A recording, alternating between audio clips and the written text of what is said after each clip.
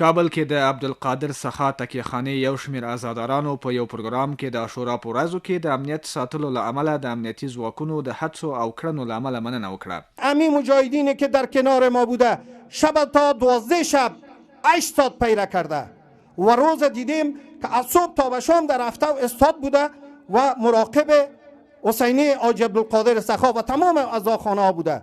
د 11مې حوزې یو شمېر اوسیدونکي وایي د اسلامي امارت مجاهدینو د عاشورا په ورځ د امنیت ساتلو ترڅنګ له ازادارانو سره غوره چلند او همکاري کړې ده. کلش در برابر ما شب تا صبح بوده، روز تا بیگاره بوده. برادر قدیما مسلح گشته، در امنیت ما را گرفته. یک کدام گونه چیز ما نداشتیم، نه خوف داشتیم نه راست داشتیم. مراسم بسیار به خوبی برگزار کردیم. بسیار به قانون و اصول بسیار خوب برگزار شد.